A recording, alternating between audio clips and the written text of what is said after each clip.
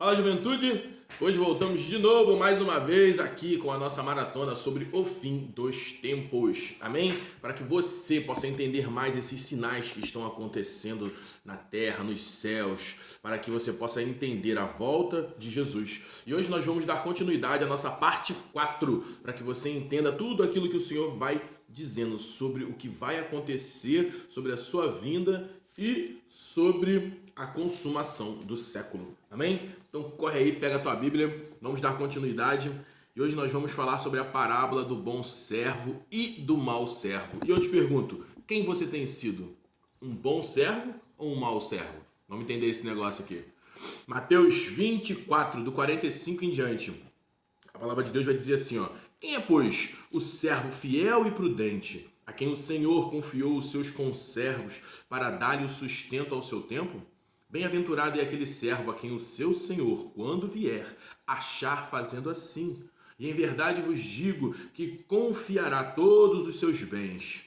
Mas se aquele servo, sendo mau, disser consigo mesmo: meu senhor demora-se, e passar a espancar os seus companheiros e a comer, beber com ébrios, ébrios é embriaguez. Amém? E ele continuou depois dizendo no 50: virá o Senhor daquele servo em dia em que não o espera e em hora que não sabe, e castigá-lo-á, lançando-lhe a sorte com os hipócritas. E ali haverá choro e ranger de dentes. Aleluia. Lembre-se sempre o seguinte, juventude: sempre quando a palavra de Deus fala sobre choro e ranger de dente, é uma referência ao lago do fogo do enxofre, o inferno. Amém? É lá aonde as pessoas, todos os que forem para lá, irão chorar, lamentar e sentir dor. Então, o que nós entendemos? Que assim como os mortos ressuscitarão para a glória, aqueles que estão em Cristo, a palavra de Deus também nos mostra que o mar dará os seus mortos, A Bíblia fala isso em Apocalipse, sobre o segundo julgamento que haverá sobre toda a humanidade, porque todos nós estaremos diante de Jesus, uns para a vida eterna e outros para a morte eterna. E nessa hora, essa pessoa terá o seu corpo restituído novamente. E a palavra de Deus diz que aqueles que não estiverem no Senhor serão lançados nesse lago de fogo de enxofre e nunca mais sairão de lá. E se a Bíblia está dizendo que haverá choro e ranger de dente, é porque a sua alma está lá. Tudo aquilo que é o seu sentimento vai te acompanhar. Você não vai estar lá assim, sem saber o que é, não. Você vai lembrar muito bem que você teve a oportunidade de conhecer Jesus e que você desprezou, que você não andou no caminho da palavra de Deus. Amém? Então isso é muito importante. Mas, Ricardo, e quem não teve a condição de conhecer o Senhor Jesus, às vezes os jovens me perguntam muito isso. E aquele índio que mora lá não sei aonde, aquela pessoa que não fez. Infelizmente, a palavra de Deus nos diz que se a igreja, que tem a missão, amém, de propagar esse evangelho, não está fazendo a sua parte, sim, haverão pessoas que perecerão.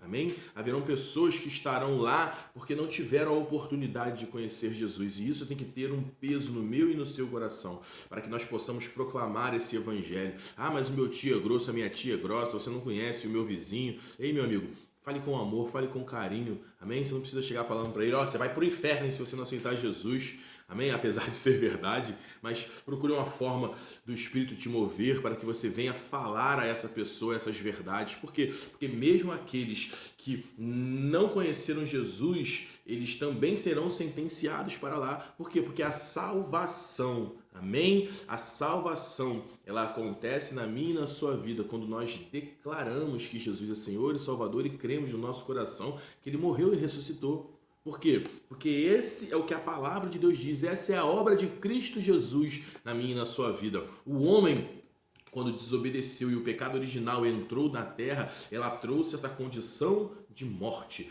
E essa condição de morte, ela só é revertida quando o evangelho, as boas novas são anunciados para as pessoas e as pessoas recebem aquele evangelho, creem nele e aqueles que têm oportunidade transformam a sua vida. Porque o ladrão da cruz, quem é que lembra do ladrão da cruz? O ladrão da cruz, ele não teve a oportunidade de se batizar, de ser transformado. Não, ele ali creu que Jesus realmente era o Messias e Jesus disse para ele, hoje mesmo você estará comigo no paraíso. Mas isso é uma exceção. Eu vejo muita gente querendo fazer disso um manual de regra e fé. Não, quando der eu vou, aceito Jesus, porque eu continuo na bebedeira, na prostituição, na mentira, na bagunça, né? Eu continuo nessa minha vida toda malucada aí do jeito que tá, e mais pra frente lá, né? Na hora que eu estiver morrendo, eu falo, Jesus, eu quero te aceitar. Eu quero te dizer que isso não é a vontade do Senhor. Amém? Porque você não pode ter essa chance. Então pense nessas verdades, entenda essas verdades. Por quê? Porque esse evangelho é que salva, cura, liberta, batiza com o Espírito Santo e ainda te leva para o céu. Amém? E aqui a palavra de Deus vai dizer que o servo fiel, quem é o servo fiel? Servo fiel é aquele que faz tudo isso que nós falamos, é aquele que reconhece a obra de Jesus, que Jesus ele morreu e ressuscitou por mim e por você, e que ele tem a sua vida transformada, porque evangelho, santificação é mudança de comportamento. É você que tinha uma vida ao contrário do que a palavra de Deus diz. Agora você vai mudar a sua vida, negar a si mesmo e tomar a sua cruz. É isso. É você parar de fazer as coisas velhas e começar a fazer coisas novas, juventude. Não é a sua sogra, o seu primo, o seu pai, a sua cruz, não. A cruz é você todos os dias falar assim, cala a boca, você não manda mais em mim desejos carnais aqui, do meu e do seu coração. Você subjugar ele, subjugar é você controlar, colocar limite nele. Então entenda que o servo bom e fiel é esse, aquele que obedece os mandamentos do Senhor. E quem é o servo mau? O servo mau é aquele que conheceu, amém? Não é aquele que não conheceu. O servo mau é aquele que conheceu, mas no meio do caminho, ele se permitiu ser dominado novamente por a sua natureza carnal. Os seus desejos foram voltando, o seu amor esfriou. E aí vai acontecer com ele aquilo que Hebreus 6 diz, né? Hebreus 6, depois você vai lá, pega e lê. Ele diz, uma vez já aqueles que foram iluminados, provaram os dons celestiais, tornaram participantes e provaram os poderes do mundo vidouro e caíram. Ele diz que para esses não haverá arrependimento. Então, não se permita entrar nesse lugar de esfriamento onde você não vai mais obedecer a palavra de Deus. Você vai achar, Jesus está demorando muito, eu estou olhando para as pessoas da igreja, se o irmão faz isso, eu também posso fazer, né? Qual é o problema? Então, esse servo mau e desobediente, a palavra de Deus diz que o Senhor, e quem é o Senhor? É o Senhor Jesus. Aqui é uma referência ao Senhor Jesus. Aqui é Jesus explicando as coisas do céu, de novo, através das coisas da terra. Amém? É como ele fala assim, quem tem um funcionário aí, quem consegue, né? Hoje em dia não é mais tanto assim, mas antigamente todo mundo tinha um empregado na sua casa, um funcionário, um escravo naquela época, naquele tempo, né? Mas hoje em dia tem pessoas que conseguem financeiramente remunerar um mordomo, uma empregada, uma diarista que esteja ali sempre. E aí aqui Jesus está dizendo, eu te confio os meus bens, eu te confio a minha casa, toma conta da minha família, né? Tem babá, tem gente que toma conta de idoso. Então o Senhor aqui está usando essa referência. Eu estou te deixando algo muito importante na sua mão, amém? Mas não ache você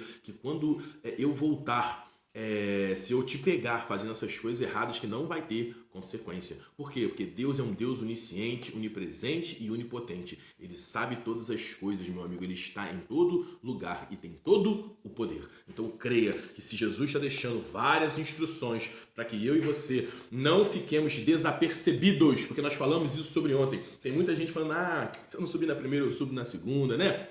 Vai dar certo, a gente vai ver isso mais para frente. A palavra de Deus está dizendo, não fique desapercebido. Por quê? Porque se você estiver nessa condição, o Senhor vai voltar e aí Ele vai te julgar pelos seus atos, pelos seus erros, e ali haverá choro e ranger de dente. Choro e ranger de